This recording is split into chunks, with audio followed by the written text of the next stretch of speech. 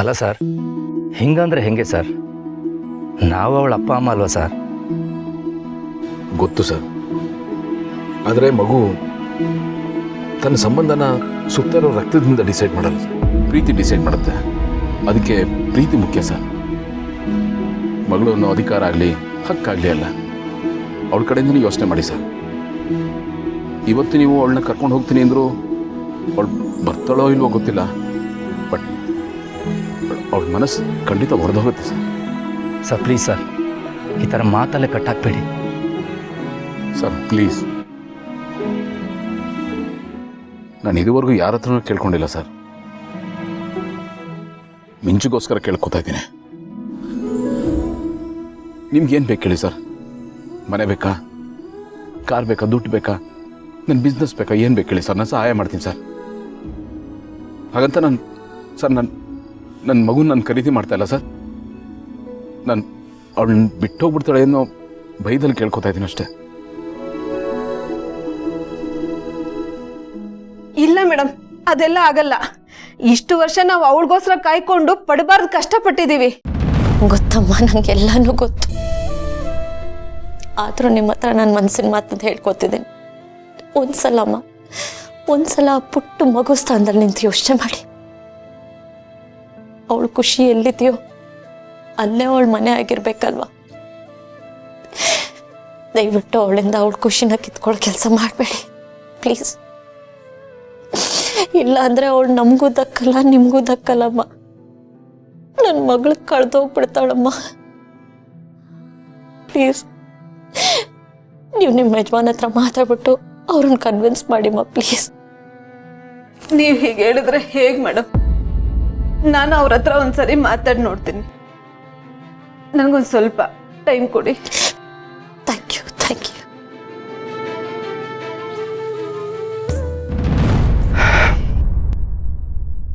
ಸರಿ ಸರ್, ನನಗೆ ಸ್ವಲ್ಪ ಟೈಮ್ ಕೊಡಿ. ನಾನು ಈಗಲೇ ಏನು ಉತ್ತರ ಕೊಡೋಕ್ಕಾಗ್ತಿಲ್ಲ ಸರ್. ಪರವಾಗಿಲ್ಲ ಸರ್, ಪರವಾಗಿಲ್ಲ. ಬಟ್ ನೀವು ತೀರ್ಮಾನ ಮಾಡೋಕ್ಕೆ ಮುಂಚೆ ಒಂದ್ಸತಿ ಮಿಂಚು ಜಾಗದಲ್ಲಿ ನಿಂತ್ಕೊಂಡು ಆಮೇಲೆ ತೀರ್ಮಾನ ತಗೊಳ್ಳಿ ಸರ್. ಸರಿ ಸರ್, ನಾನೀಗ ಮನೆಗೆ ಹೋಗಿ ನಮ್ಮ ಮನೆಯೊಳ ಹತ್ರ ಕೂತು ಮಾತಾಡ್ತೀನಿ ಸರ್. ಆಮೇಲೆ ಉತ್ತರ ಕೊಡ್ತೀನಿ ನಿಮಗೆ. ಆಗಲಿ ಸರ್.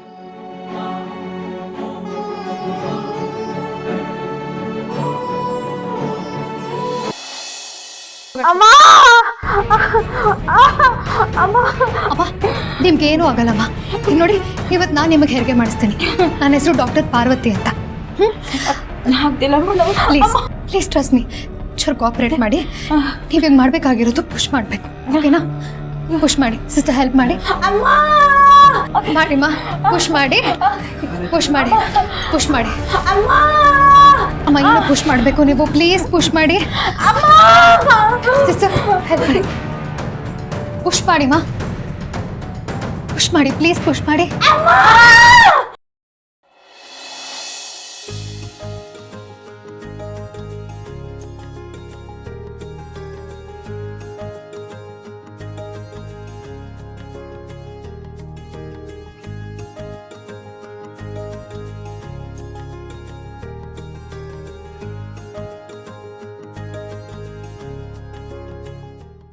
ನಾ ಹೇಳಿಲ್ವಾ ಮಾಕಾಳವ ಅವಳೆ ಎಲ್ಲ ಒಳ್ಳೇದೈತೆ ಅಂತ ಹೇಳಿಲ್ವಾ?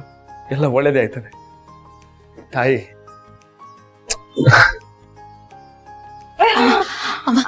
Very good. ನೀವು ಮತ್ತೆ ಪುಷ್ ಮಾಡಬೇಕು. ಪ್ಲೀಸ್ ಪುಷ್ ಮಾಡಿಮ್ಮ, ಪುಷ್ ಮಾಡಿ ಪ್ಲೀಸ್. ಪುಷ್ ಮಾಡಿ ಸಿಸ್ಟರ್.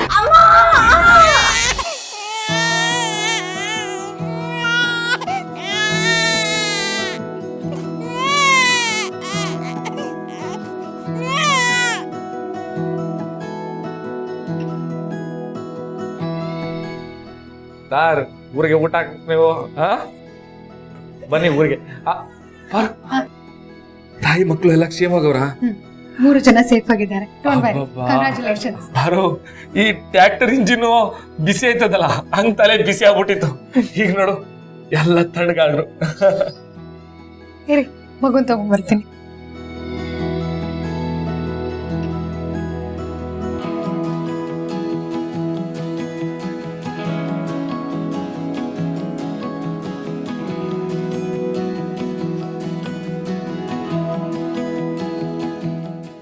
ನೀವಿಬ್ಬರು ಶಿವ ಪಾರ್ವತಿ ಥರ ಬಂದು ನಾನು ಹೆಂಡ್ತಿದ್ದು ನನ್ನ ಮಗನ ಪ್ರಾಣ ಉಳಿಸ್ಬಿಟ್ರಿ. ತುಂಬ ಧನ್ಯವಾದಗಳು ಮೇಡಮ್.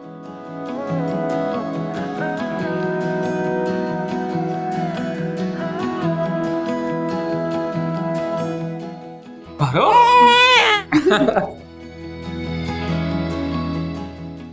ಪಾರು ಇವತ್ತು ನೀನು ಮೂರು ಜೀವ ಉಳಿಸ್ಬಿಟ್ಟೆ. ನಿಂಗೆ ಮೂರು ಪಟ್ಟು ಪುಣ್ಯ ಬರ್ತದೆ. ಥ್ಯಾಂಕ್ ಯು ಮಾವ. Thank you so much. ಇದೆಲ್ಲ ನಿನ್ನಿಂದನೇ, ನೀನ್ ಧೈರ್ಯ ಕೊಟ್ಟೋದಕ್ಕೆ ಸಾಧ್ಯ ಆಗಿತ್ತು.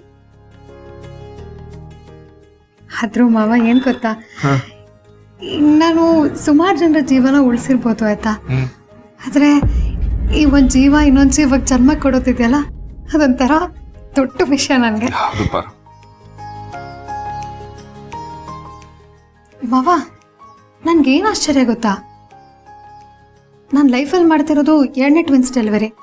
ಮೊದಲನೇದು ಗೌತಮ್ ದಿವಾನ್ ಮತ್ತೆ ಭೂಮಿಕಾ ಮ್ಯಾಮ್ದು, ಇದು 2ನೇದು.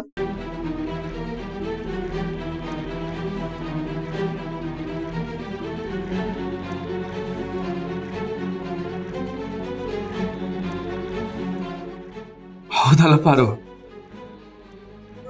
ಆದ್ರೆ ಪಾಪ ಹೋತ್ ರಾತ್ರಿ